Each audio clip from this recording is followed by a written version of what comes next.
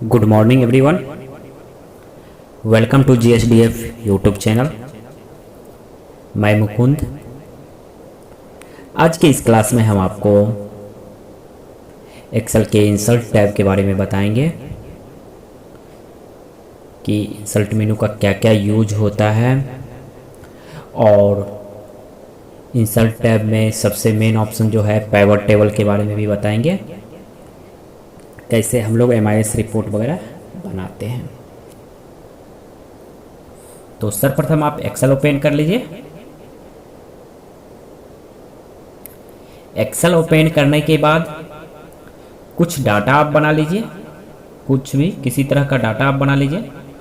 जैसे हमारे केस में कुछ डाटा बना हुआ है, यहाँ पे bill number, GST number, party name, address, item name, HSN code, quantity, rate, total, GST rate, CGST जितना परसेंटेज है वो है, SGST percentage, GST amount, grand total, कुछ भी डाटा। जैसे हमारे पास बना हुआ है एक शॉप का,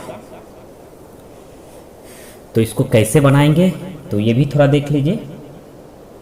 सर्वप्रथम जो है बिल नंबर है, आपको लिखना है 200, 201 जैसे भी है आपका।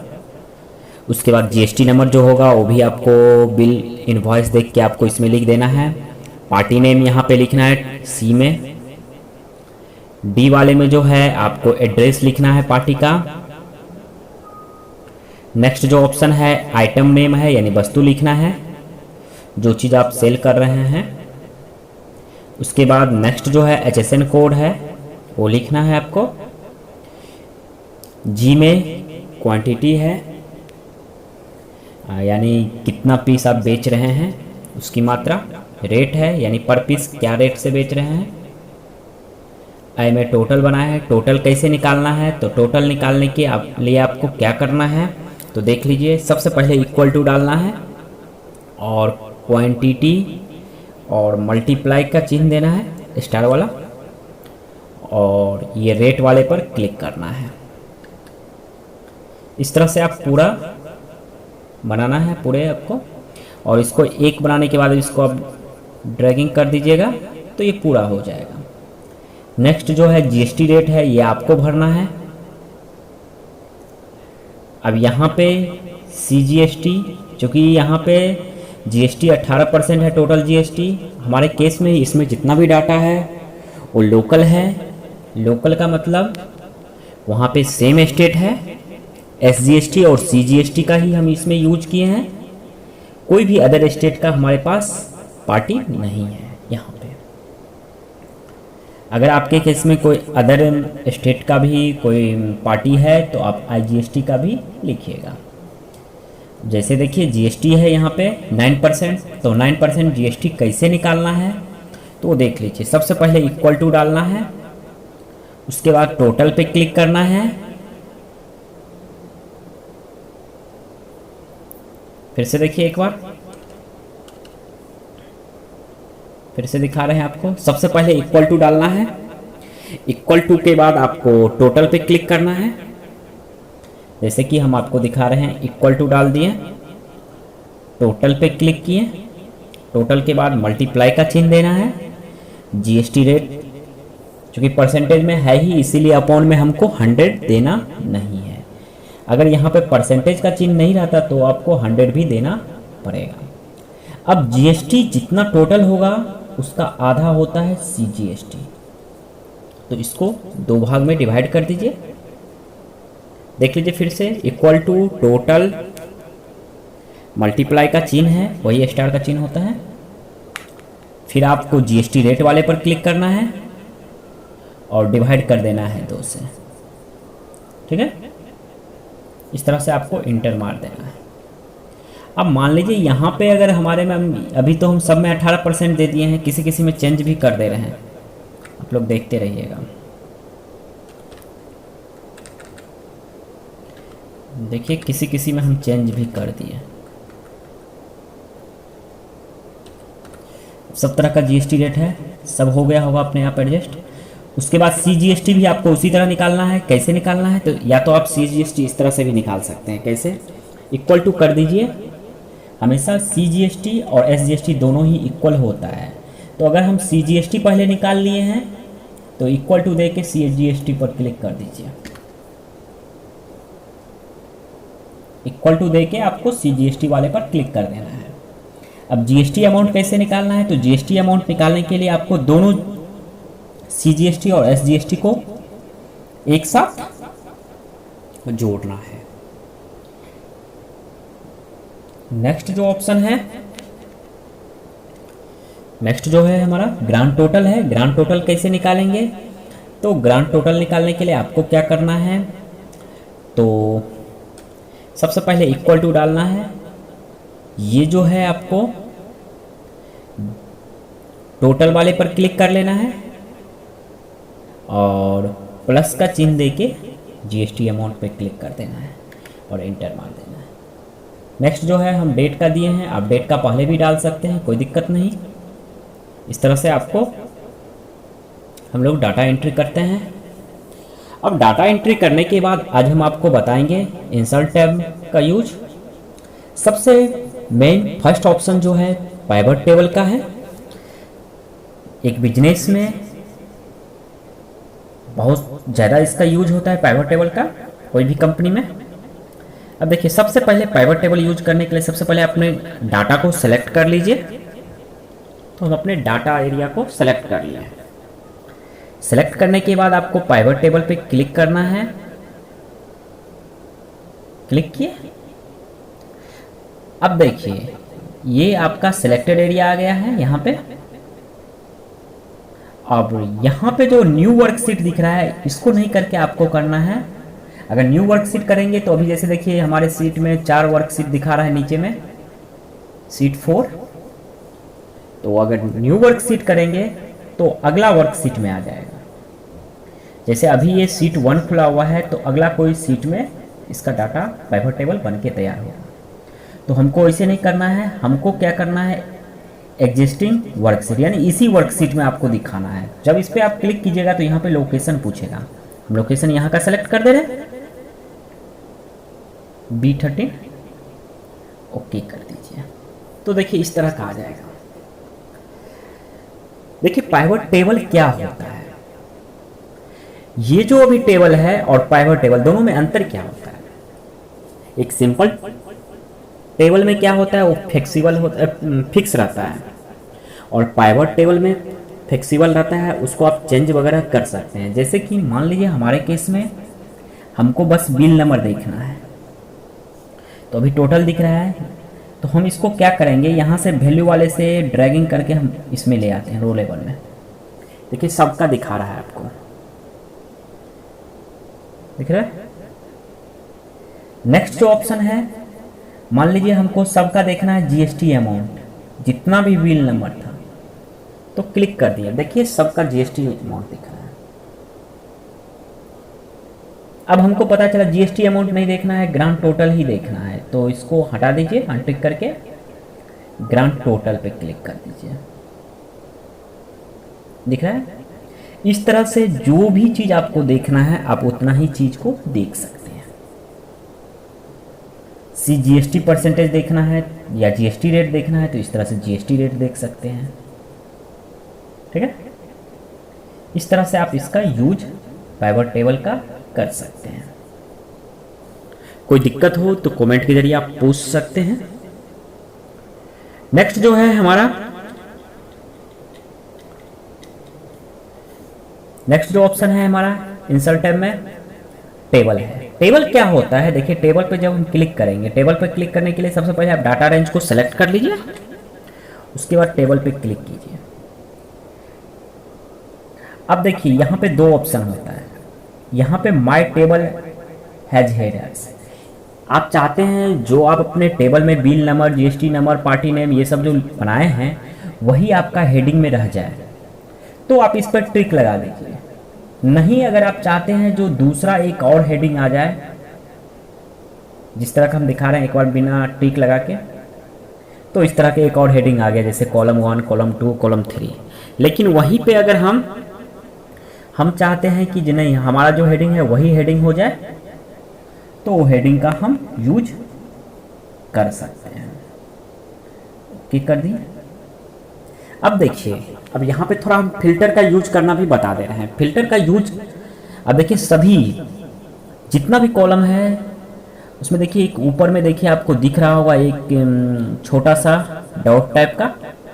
अब देखिए उस पर आप जाके आप जैसे मान लीजिए कि हमको यहाँ पे देखना है जीएसटी रेट सिर्फ 18, जिस पे जीएसटी रेट है वही देखना है, तो आपको जीएसटी रेट वाले पर जाना है, उस डॉट पे क्लिक करना है और सेलेक्ट ऑल हटा देना है। और मान लीजिए हमको 18% वाले को ही देखना है तो 18% सेलेक्ट कर लेना है, ओके कर देना है। इससे क्या होगा, आपके केस में जो जीएसटी जिस पे 18% लगा होगा वही अमाउंट आपको दिखेगा। अब यहाँ से आप इसको फिर से सही करना चाहते हैं तो वहीं से सही होगा। कहाँ से, जैसे देखिए अभी आपको पता चल जाएगा कहाँ पे हम फिल्टर यूज किए हैं। तो फिल्टर जहाँ पे यूज हुआ होगा वहाँ पे एक फिल्टर का सिंबल आ जाता है, देख लीजिएगा। फिर आप वहीं से उसको सही करना चाहते हैं तो सही कर लीजिए। अब जैसे मान लीजिए आपको देखना है क्या, यहाँ पे देखना है, बहुत सारा है आपका, जैसे मान लीजिए आइटम है, बहुत सारा आइटम है आपकी दुकान में, आपके शॉप में। आप सेलेक्ट और हटा के किसी एक पार्टिकुलर वस्तु का अगर नाम देखना चाहते हैं, जैसे मान लीजिए हम कीबोर्ड, हमारे केस में बहुत सारा कीबोर्ड बिक्री है तो कीबोर्ड का हमको देखना है ओनली, तो सेलेक्ट ऑल हटा के आप कीबोर्ड पर सेलेक्ट करके आप सिर्फ कीबोर्ड का ही देख सकते हैं। इस तरह से हम लोग टेबल का यूज करते हैं और फिल्टर का भी यूज हम लोग इसी तरह करते हैं। नेक्स्ट जो है हमारा ऑप्शन पिक्चर है। पिक्चर के थ्रू आप कोई भी पिक्चर को इसमें इंसर्ट कर सकते हैं। बहुत सारा पिक्चर है, जो पिक्चर आपको इंसर्ट करना है वो आप कर सकते हैं, ठीक है ना। नेक्स्ट जो ऑप्शन है हमारा फिल्टर के बाद पिक्चर के बाद क्लिप आर्ट है। क्लिप आर्ट पर जब क्लिक करेंगे तो यहाँ पे गो पे आप क्लिक कीजिएगा, बहुत सारा कार्टून जैसा शेप आ जाएगा। आप इस तरह का शेप का यूज, कोई भी शेप का यूज कर सकते हैं। नेक्स्ट जो ऑप्शन है हमारा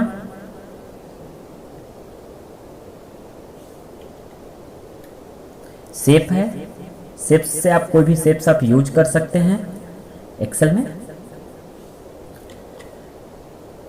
इसके बाद आपके केस में स्मार्ट आर्ट है। स्मार्ट आर्ट का यूज हम एमएस वर्ड में बताए हुए हैं। एमएस वर्ड के इंसर्ट टैब में कैसे हम लोग स्मार्ट आर्ट का यूज करेंगे। उसके बाद कॉलम है। कॉलम का काम क्या होता है, कोई भी डाटा है उसको आप एक चार्ट के थ्रू आप दर्शा सकते हैं। ये जितना भी है वो चार्ट है, कोई कॉलम चार्ट है, लाइन चार्ट है, पाई चार्ट है, बार चार्ट है, एरिया चार्ट है। तो हम एक करके आपको दिखा दे रहे हैं। हम अपने केस में कोई एक डाटा ले लेते हैं। इस तरह का एक हम डाटा ले लिए हैं, जनसंख्या का है, पॉपुलेशन का है, वर्ल्ड का, विश्व का पॉपुलेशन का है। उसमें 4-5 कंट्री का नाम दिया हुआ है आपके केस में। तो सबसे पहले आपको क्या करना है, इस डाटा को आप सेलेक्ट कर लीजिए और सेलेक्ट करने के बाद जैसे कॉलम पे हम सेलेक्ट किए, कोई भी एक ले लेते हैं। तो देखिए यहाँ पे हम वही डाटा को कॉलम के अकॉर्डिंग दर्शा सकते हैं। दूसरा तरह का भी ले सकते हैं, तीसरे तरह का भी ले सकते हैं। जिस तरह का आपको यूज करना है वो आप यूज कर सकते हैं। अगला है लाइन चार्ट, भी इसी तरह आप यूज कर सकते हैं। इसी तरह आप ये पाई चार्ट का भी यूज कर सकते हैं। बहुत सारा यहाँ पे आपको दिया हुआ है, चार्ट का यूज कर सकते हैं। उसके बाद हाइपरलिंक। हाइपरलिंक का यूज हम आपको एमएस वर्ड में बता चुके हैं, फिर भी हम एक बार बताना चाहते हैं। जैसे इंडिया है, इंडिया सेलेक्ट किए, सेलेक्ट करने के बाद हाइपरलिंक कर लेते हैं। हाइपरलिंक का काम होता है जोड़ने में। जैसे हम चाहते हैं कोई भी एक पार्टिकुलर वर्ड पर जब हम सेलेक्ट करें या क्लिक करें तो कोई एक दूसरा पेज ओपन हो जाए, तो हम हाइपरलिंक के थ्रू वो कर सकते हैं। जैसे हम इंडिया पर चाहते हैं कोई दूसरा चीज़, कोई पेज खुल जाए, तो इंडिया को पहले सेलेक्ट कर लिए, हाइपरलिंक पे क्लिक किए और यहाँ से हम कोई भी एक जो है आप सीट वगैरह सेलेक्ट कर लीजिए और यहाँ से ओके कर दीजिए। अब देखिए यहाँ नीचे में आ गया है, एक लकीर आ गया है, उसका कलर चेंज हो गया है। इसका ये मतलब है वहाँ पे हाइपरलिंक लग चुका है। अब जब उस पर आप क्लिक कीजिएगा तो एक नेक्स्ट पेज ओपन हो जाएगा। ठीक है, अब नेक्स्ट ऑप्शन हम लोग चलते हैं टेक्स्ट बॉक्स। टेक्स्ट बॉक्स के बारे में हम आप लोग को बताए थे। टेक्स्ट बॉक्स पर जब क्लिक करते हैं तो आप कहीं पे भी एक्सेल सीट में कहीं पे भी आप उसको लिख सकते हैं। कुछ भी आपको लिखना है तो हम लोग इसका यूज करते हैं। नेक्स्ट ऑप्शन है हेडर एंड फुटर। अब हेडर एंड फुटर क्या होता है? तो हेडर एंड फुटर इसके बारे में भी हम MS वर्ड में बताए हुए हैं। मुख्य रूप से टेक्स्ट में जितना भी ऑप्शन है सभी हम बताए हुए हैं MS वर्ड में, फिर भी एक बार बता देते हैं। हेडर एंड फुटर होता है जैसे कोई भी पर्ची वगैरह हो गया, जैसे डॉक्टर का हो गया या शॉप का भी देखते होंगे आप लोग, ऊपर में कुछ नाम लिखा रहता है, नीचे में उसका कुछ इंस्ट्रक्शन रहता है जो 5 दिन के बाद आने पर ये बिका हुआ सामान वापस नहीं होगा, बहुत तरह का इंस्ट्रक्शन रहता है। तो उस तरह का आप चाहते हैं कोई बुक वगैरह पे भी देख सकते हैं बनाने के लिए। जैसे हम क्लिक करके आपको दिखा रहे हैं तो देखिए इस तरह का आ गया। हेडिंग में कुछ डाल दीजिएगा, जो हेडिंग आप यहाँ पे लिखिएगा वही आपको हर एक पेज में यानी प्रत्येक पेज में आएगा। और फुटर में भी आप कुछ लिख के उसको यूज कर सकते हैं। नेक्स्ट जो ऑप्शन है आपका वर्ड आर्ट है। इसके थ्रू आप अलग अलग कलर में लिख सकते हैं, डिजाइन में, डेकोरेटिव वर्ड वगैरह। इसके बाद हम आपको सिग्नेचर लाइन के बारे में बताएंगे। सिग्नेचर लाइन क्या होता है? तो हम बताए हुए थे MS वर्ड में, कहीं पे आपको सिग्नेचर वगैरह डालना है तो सिग्नेचर लाइन का यूज करते हैं। जैसे माइक्रोसॉफ्ट ऑफिस में जाएंगे, यहाँ पे आपको नाम लिखना है, जिस पोस्ट में है वो पोस्ट लिखना है और ओके कर देना है। तो आपके पास एक सिग्नेचर लाइन की तरह आ जाएगा इस तरह का डाटा, नीचे में नाम लिखे हुआ। अब इसको आप कहीं दूसरे जगह भी भिजवा सकते हैं जहाँ पे आपको डालना है। नेक्स्ट जो ऑप्शन है आपका ऑब्जेक्ट का। ऑब्जेक्ट क्या होता है? जब आप इंसर्ट ऑब्जेक्ट पे क्लिक कीजिएगा, ऑब्जेक्ट एक ऐसा माध्यम होता है जिसके तहत आप किसी दूसरे एप्लीकेशन में जा सकते हैं। जैसे अभी हम एक्सेल खोले हुए हैं और हमको चाहिए MS पेंट का कुछ यूज आ गया, तो हम इसको क्लोज करके जाने की कोई ज़रूरत नहीं है।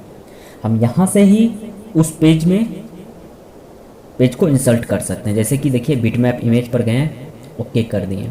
ओके करने के बाद देखिए क्या होता है, ये आपका MS पेंट ओपन हो चुका है और यहाँ पे हम कुछ भी ड्राइंग वगैरह जैसे कि बना लेते हैं। और बनाने के बाद बना लिए। अब इसको यहाँ से क्लोज कर देते हैं। क्लोज करने के बाद आपका जो, एक मिनट, यहाँ पे हम सेलेक्ट किए हुए थे पार्टिकुलर डाटा को, हमको सेलेक्ट नहीं करना चाहिए था। अब देखिए फिर से हम करके दिखाते हैं। ऑब्जेक्ट में गए, बिटमैप इमेज पर गए, ओके कर देंगे। ओके करने के बाद आपको यहाँ से थोड़ा जूम इसको कर लेना है। जूम करने के बाद आप इस तरह से कोई भी एक शेप आप ले लीजिए। शेप लेने के बाद इसको अगर आप क्लोज भी कर दीजिएगा तो यहाँ पे आ जाएगा, जैसे कि अभी हमारे केस में आया हुआ था।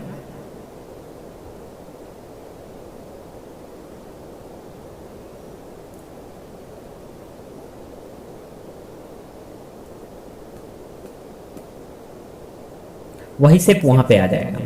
नेक्स्ट जो ऑप्शन है आपका, हमारा जो नेक्स्ट जो ऑप्शन है वो है आपको सिंबल का। सिंबल क्या होता है? तो सिंबल पर जब हम क्लिक करेंगे तो बहुत सारा सिंबल यहाँ पे दिया हुआ है जो कीबोर्ड में नहीं है, वो सिंबल आप यूज कर सकते हैं। फिर से एक बार हम आपको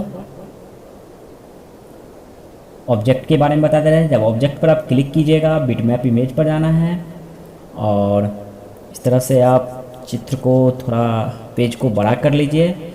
बड़ा करने के बाद यहाँ पे जो कुछ भी आप ड्राइंग कर रहे हैं वही आपके एक्सेल वाले सीट पे चला जाएगा।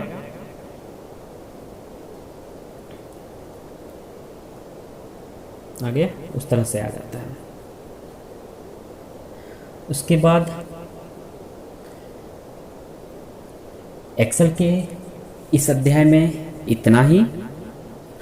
आई होप कि आपको ये क्लास अच्छा लगा होगा। हाँ, अगर आपको ये लगता है कि ये वीडियो यूजफुल है तो इसे लाइक, सब्सक्राइब और शेयर करना ना भूलें। धन्यवाद।